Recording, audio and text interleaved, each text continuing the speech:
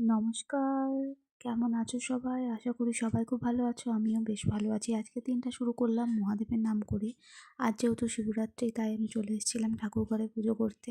প্র প্রথমেই পুজোর জন্য একটু আয়োজন করে নিয়েছিলাম ফুল, মিষ্টান্ন, ফল আর অভিষেকের জন্য দুধ, দই, ঘি, মধু, পঞ্চামৃত সমস্ত কিছু আয়োজন করে আমি তারপরে চন্দন ঘষে নিলাম। তারপরে মহাদেবকে একটা পাত্রের মধ্যে নামিয়ে একে একে প্রথমে দুধ দিয়ে অভিষেক করানো উচিত, তাই প্রথমে দুধ দিয়ে অভিষেক করালাম। তারপরে দই দিয়ে অভিষেক করিয়েছি। তারপরে দিয়েছিলাম ঘি। ঘি দিয়ে অভিষেক করানোর পর দিয়েছিলাম মধু। আর মধু দিয়ে অভিষেক করানোর পর দিয়ে দিয়েছিলাম শর্করা। আর অবশ্যই মাথায় রাখবে, মহাদেবকে পুজো করার আগে বা সমস্ত দেবতাদের পুজো করার আগে প্রথমেই সিদ্ধিদাতা গণেশের আরাধনা করা উচিত। আমিও প্রথমে সিদ্ধিদাতা গণেশের পুজো করে নিয়েছি, তারপরে মহাদেবকে অভিষেকের জন্য নামিয়েছি এবং পুজো করতে বসেছি। তো দেখে নাও আমি কিভাবে একে একে সমস্ত কিছু দ্রব্যাদি দিয়ে অভিষেক করাই। আর আমার ভিডিওটা ভালো লাগলে একটা লাইক করে দিয়ে কমেন্ট বক্সে হর হর মহাদেব লিখে যেও।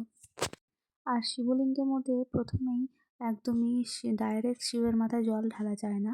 প্রথমে আগে ডান দিকে দিতে হয় গণেশকে, তারপরে দিতে হয় কার্তিককে, তারপরে মাঝখানে দিতে হয় মাতা পার্বতীকে, তারপর মহাদেবের মাথায় জল ঢালতে হয়। আর নন্দী মহারাজকে অবশ্যই দিতে হবে। তারপরে মা মনসা দেবী রয়েছেন ওনার গলায়, এমনকি যে ত্রিশূল রয়েছে, সমস্ত কিছুকে একসঙ্গে অভিষেক করানো উচিত। আমিও তাই করলাম। তোমরা কারা কারা শিবরাত্রি উপোস করলে, শিবরাত্রি ব্রত করেছো অবশ্যই কিন্তু জানিও। আর জানি ভিডিওটা একটু বড় হয়ে গেছে, তাই সবাই একটু ধৈর্য সহকারে দেখে নিও। দেখো আমি অভিষেক করানো হয়ে গেছে। তারপরে মহাদেবকে আমি ভালো করে গঙ্গা জল দিয়ে স্নান করিয়ে মুছিয়ে আমি সিংহাসনে তুলে দিয়েছি। তারপর একে একে আমি 9খানা বেলপাতা মহাদেবের মাথায় চড়িয়েছিলাম। তোমরা 3টে, 5টা, 9টা, যে কোনো 21টা, 108টা যে কোনো বেলপাতা চড়াতে পারো। আমি 9টায় দিয়েছিলাম। তারপরে আমি দিয়েছিলাম দূর্বা ঘাস। দূর্বা ঘাস মহাদেবের খুব প্রিয় একটি জিনিস। মহাদেবের সবুজ রং খুবই প্রিয়, সেটা আমরা সবাই জানি, তাই দূর্বা ঘাসও আমি চড়িয়েছিলাম মাথায়।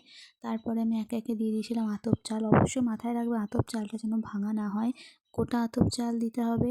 আর পঞ্চশস্য দেওয়াটা খুবই দরকার, আমিও দিয়ে দিয়েছিলাম।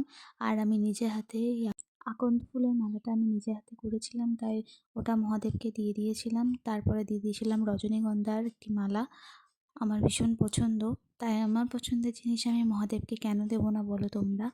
আর অবশ্যই যদি তোমরা জোগাড় করতে পারো একটা বেল দিও, কারণ মহাদেবের অত্যন্ত প্রিয় একটি ফল হলো বেল। আমি 5 রকম ফল মিষ্টান্ন দিয়ে পুজো দিয়েছিলাম। আর 2টা ফুল অবশ্যই দিতে পারো, কিন্তু যেন দেখো 2টা ফুলে যেন কোনো পিঁপড়ে না থাকে। 2টা ফুলের ফলও আমি দিয়ে দিয়েছি। তারপরে আমি একে একে আরতি করে নিয়েছিলাম, প্রথমে প্রদীপ দিয়ে, তারপরে ধূপ ধুনো সমস্ত কিছু দিয়ে। আমার তো পুজো কমপ্লিট হয়ে গেল, তোমরাও কমপ্লিট করে নাও। এই দেখো আমার মহাদেব। আর প্রেম সে বলো হর হর মহাদেব।